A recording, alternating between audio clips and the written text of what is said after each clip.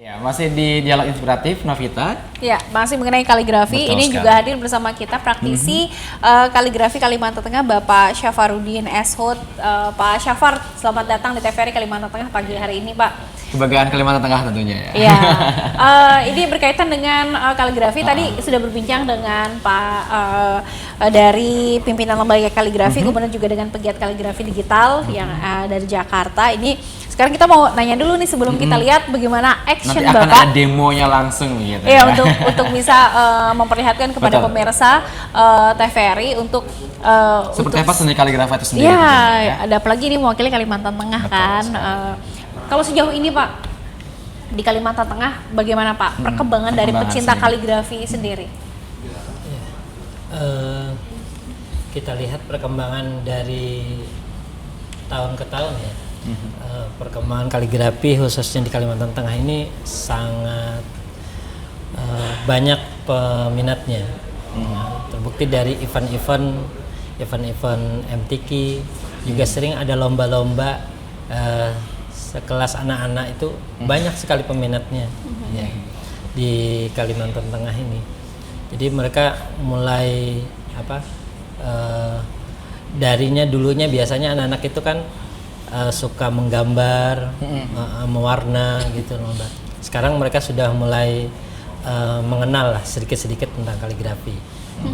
Nah, kalau biasanya kan Pak segala sesuatunya yang berbau kesenian yang ada di Kalimantan Tengah selalu dikaitkan dengan budaya lokal begitu. Iya. Kalau dari punya Pak Syafar sendiri biasanya karya-karyanya juga Apakah ada berkaitan. unsur-unsur muatan lokalnya gitu? Ya. Biasanya gini, di setiap karya saya itu biasanya saya masukin ada motif-motif Dayak biasanya, ada muatan lokalnya. Jadi motif-motif Dayak yang khas di daerah kita, saya masukin sedikit-sedikit ke dalam karya-karya kaligrafi itu sendiri, khususnya di iluminasi ya. Kita mau lihat dong Pak Iya. bagaimana Boleh langsung cara dipraktekkan Pak, karena sepertinya medianya Iya. sudah medianya udah siap. sudah siap begitu. Iya, Izin Bapak berdua ya, kita sambil nanti akan kita tampilkan berbincang, langsung gitu ya. sambil Pak Syafar juga nanti akan di-shoot dari Ah, kameramen. sambil Boleh kita Pak, juga silakan. silakan Pak. Oke.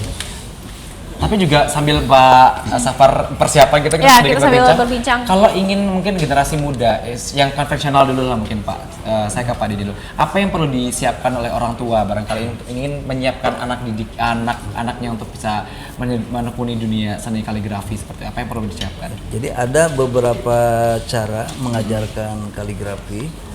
Nah, berbeda cara-cara antara mengajar kepada anak muda, anak-anak atau orang tua dan kepada yang sudah mahir gitu ya. Nah, khusus kepada anak muda, terutama pemula, yang pertama itu adalah menggedor rasa senang, membangkitkan rasa senang dulu terhadap kaligrafi. Kecintaannya dulu Ya, gitu kecintaan ya, Pak, ya? dulu. Jadi kalau mereka sudah rasa senangnya tergugah, itu maka mereka akan terus melanjutkan keinginannya untuk belajar. Nah, maka di dalam mengajarkan kaligrafi itu kita menggunakan nuansa rekreatif. Nuansa rekreatif itu misalnya kalau untuk anak-anak jangan langsung mengajar huruf-huruf, tetapi mengajar mewarnai kaligrafi, Hal-hal dasar lebih dahulu gitu. menggambar kaligrafi, melukis, dan belajarnya pun jangan ensih di dalam kelas yang tertutup. Misalnya belajar itu di pinggir sungai. Kalau di Kalimantan kan banyak hutan, mungkin di pinggir hutan gitu, pinggir sawah. Nah, itu nuansa rekreatif itu akan lebih mendorong kepada rasa senang. Nah, maka ketika mereka sudah senang, kita tingkatkan kepada aneka bentuk huruf yang harus dipelajari gitu. Nah, sehingga nanti kaligrafi itu dalam waktu yang tidak terlalu lama itu akan dikuasai oleh anak-anak muda. Nah, kalau kepada yang sudah profesional, tentulah ada falsafah mengajarnya sendiri gitu ya. Tapi kalau kepada yang pemula, rasa senang itu merupakan fondamen. Jadi fondamen yang harus ditancapkan pada mereka gitu. Nah, maka untuk anak-anak yang masih umur muda atau pada pemula itu kita sering-seringkan mengadakan lomba-lomba mewarnai kaligrafi, lomba melukis kaligrafi. Dan karena kaligrafi itu pola pola dan bentuknya itu kepada huruf, maka huruf-huruf itu pun jangan hanya hitam putih gitu. Kalau hanya hitam putih mungkin akan membosankan. Tapi huruf itu harus berwarna. Nah, ini berarti harus digabungkan antara pelajaran menulis huruf dengan dunia seni rupanya gitu. Nah, sehingga kaligrafi yang semula hanya berbentuk huruf-huruf itu menjadi berbentuk lukisan yang indah. Nah, kalau sudah menarik, maka pelajaran itu akan bisa dipercepat kepada generasi muda gitu. Nah, kalau berkaitan dengan kita ke Pak Ujang lagi, berkaitan dengan kaligrafi digital nih Pak. Kalau seperti ini kan tinggal kita bisa tahu bahwa ini asli dari hasil karya siapa gitu ya Pak ya. Tapi kalau digital sendiri itu bagaimana untuk menjaga keaslian, kemudian juga originalitasnya bahwa, ya, gitu. kemudian juga menjaga bahwa ini tidak boleh ini adalah hasil karya kita begitu. Tentu digital ini kan dunia yang rentan pemalsuan, katakanlah seperti itu ya. Tetapi kreativitas kita dalam membuat karya-karya kaligrafi digital khususnya gitu, akan biasanya seorang kreator itu membuat inisial pada bagian-bagian tertentunya, itu sebagai hak ciptanya. Maka ketika karya itu dibuat oleh orang lain, maka akan diketahui bahwa karya seseorang itu telah dijiplak lah katakanlah gitu, atau digandakan oleh orang lain. Salah satunya seperti itu ya, begitu. Ada watermarknya gitu ya. Ada watermarknya seperti itu. Nah, ya. nampak sudah Navita terlihat sudah hasilnya. Ya, ini kita boleh ganggu Pak Syafar nggak sih? Lagi konsentrasi gitu. Nah, ini gambaran tadi yang disampaikan oleh Pak Denny bahwa warna, kemudian juga adanya estetika itu kemudian mempengaruhi dari pembuatan hurufnya juga ya. Menunjukkan bahwa tidak hanya yang konvensional itu hanya berkutat pada hitam dan putih, tapi juga dari mulai segi bentuknya juga ya Pak ya ternyata. Nah, ini udah selesai Pak Syafar? Ya, ini karya spontanitas. Iya. Spontan aja bagus. Spontan, singkat, padat gitu ya Pak ya. Bagus gitu ya. Ini kalau kita yang coret beda cerita nanti ini. Gimana Pak? Jadi Jelaskan ini sedikit mungkin, kalau alirannya izin ya Pak Kiai, biasanya ini di kontemporer. Jadi spontanitas langsung gitu. Jadi ibaratnya dia nggak terpaku dengan kaidah atau aturan tatanan yang rumus-rumus di penulisan kaligrafi itu sendiri. Bebas. Ya. Nah, terkait kaidah dan juga aturan, berarti memang apa yang menjadi landasan utamanya Pak? Ini kalau kontemporer berarti diperbolehkan ternyata begitu. Jadi kan kaligrafi itu dibagi kepada dua bentuk utama ya. Yang pertama masuk lingkup kaligrafi klasik tradisional. Klasik tradisional. Nah, kemudian yang kedua kaligrafi baru yang disebut kaligrafi kontemporer. Nah, ini yang klasik tradisional itu terikat kaidah-kaidah. Jadi huruf-hurufnya itu sudah jelas, bentuk hurufnya harus seperti itu. Demikian juga ukuran-ukurannya. Itu yang disebut kaligrafi tradisional klasik. Nah, sedangkan yang kontemporer kaidahnya itu bukan huruf-huruf, tetapi yang dinamakan al-wasfu. Al-wasfu itu deskripsi, gambaran. Misalnya tulisan itu menggambarkan bentuk pohon misalnya. Ganda innallaha, tapi bentuknya itu dalam pohon. Itu gambaran. Nah, tapi di sini di dalam kaligrafi kontemporer itu ada kebebasan ekspresi untuk menuangkan ide, gagasan tanpa terikat dengan rumus-rumus kaligrafi tradisional. Nah, di situ. Nah, ini yang kedua ini sering lebih menarik. Karena apa? Kan manusia tuh lebih senang hidup bebas. Ya, yang eksploratif daripada begitu yang ya, Pak, terikat ya. gitu kan. Kata-kata merdeka itu lebih menyenangkan diminati daripada terbelenggu gitu ya. Nah, di dalam berkarya pun begitu. Nah, sehingga sekarang itu anak-anak muda itu cenderung lebih memilih gaya-gaya bebas seperti itu gitu. Karena di situ hukum-hukum itu tidak membatasi seketat seperti pada kaligrafi klasik tradisional gitu. Nah, kemudian ada pencampuran antara goresan huruf dengan seni rupanya gitu. Nah, ketika huruf itu dipadukan dengan unsur seni rupa, di mana di situ ada warna, ada garis, ada ruang, ada bidang, ada titik dan lain-lain, karya itu menjadi lebih menarik, lebih bagus gitu, lebih variatif, berwarna dan hidup itu. Nah Baik. itu di situ. Baik, Pak Syafar, ini kita sama menarik sekali ya, tapi waktu kita terbatas. Pak Syafar, boleh dong bagaimana untuk bisa mengajak para masyarakat yang ada di Kalimantan Tengah, khususnya generasi muda, Pak, Di untuk Kalimantan bisa, Tengah sendiri, gitu. tahun ini banyak, tahun depan harus lebih banyak lagi gitu untuk bisa regenerasi menjadi Bapak gitu ya. pelaku seni, mencintai dari seni Betul. kaligrafi yang di Kalimantan Tengah, Pak. Oke.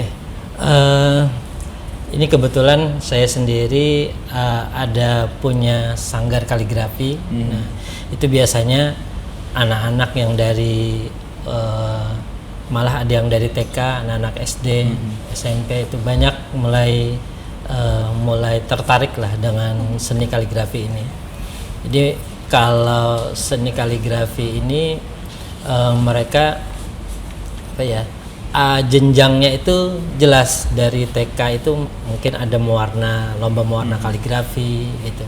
Di tingkat SD itu ada lomba pai kaligrafi ya. Di SMP itu juga ada juga lomba tentang apa kaligrafi ini. Jenjangnya ada Iya. gitu. Di luar dari MTQ itu sendiri gitu. Jadi mulai sekarang mereka banyak tertarik lah untuk menggelutin itu. Berarti kalau misalnya ada yang berminat gitu, bisa Ingin belajar mungkin, gitu. harus stalking Bapak gitu ya, sosial media atau gimana nih harus kejar Bapak ada punya sanggar, jadi masih bisa belajar, apalagi untuk yang pemula dan juga Betul. anak-anak peserta didik begitu ya. Pak Ujang, ada yang bisa disampaikan Pak supaya ada pilihan kalau misalnya mau konvensional Karena ada, atau mau digital, digitalnya gitu. ada. Boleh Pak, supaya untuk bisa menarik khususnya masyarakat ataupun generasi muda yang ada di Kalimantan Tengah untuk nanti ke depan 2 tahun lagi ada MTQ Korpri ataupun juga dari MTQ yang biasa diselenggarakan betul. ikut berpartisipasinya jadi lebih banyak gitu Pak. Ya, ya mengenai apa pilihan begitu ya, artinya gini, kaligrafi konvensional tetap jangan ditinggalkan. Jadi terutama juga himbauannya kepada generasi muda tetap belajar seperti yang Ustadz Safaruddin tadi sampaikan, sejak kecil mereka diajari atau minat belajar kaligrafi konvensionalnya itu tetap kita ajak, kita rangkul mereka itu anak-anak muda begitu.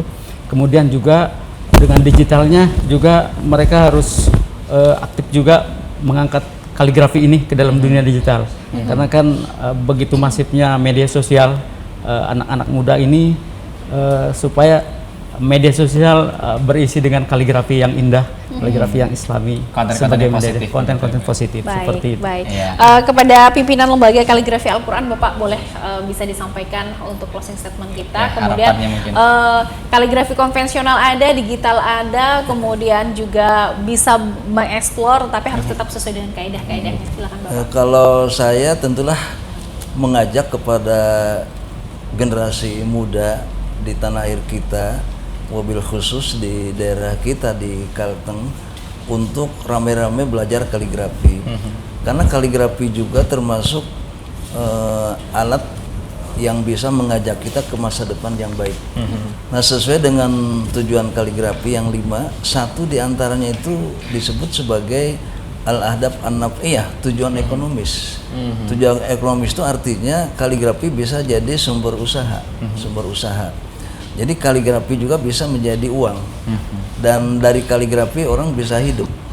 Nah, itu yang sekarang banyak dicari oleh kalangan muda adalah bagaimana bisa hidup dengan suatu usaha. Nah, kaligrafi itu bisa menjadi sumber usaha. Oleh karena itu maka marilah kita pelajari perdalam kaligrafi dengan segala rumus-rumusnya, cara-caranya gitu. Karena dia juga memang menyenangkan gitu. Jadi kalau melukis itu memang kita selalu berada merasa senang gitu ya. Tenang juga hati ya, Pak ya. Hati tenang, kemudian juga ada harapan. Harapan tadi itu dari satu sisi harapan ekonomis itu gitu. Tapi tentu ada lagi harapan-harapan yang lain sesuai dengan tujuan kaligrafi. Misalnya ada tujuan yang disebut al-ahdaf at-tarbawiyah. Itu tujuan edukatif. Kaligrafi itu mendidik kesabaran, mendidik ketekunan, mendidik kreativitas, mendidik kebersihan gitu. Yang menjadi falsafah hidup kita di timur gitu. Nah, kemudian ada juga yang disebut tujuan lain, yaitu al-ahdaf alpaniyah, tujuan estetis.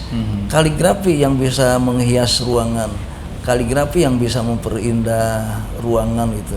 Dengan kaligrafi lingkungan bisa indah gitu.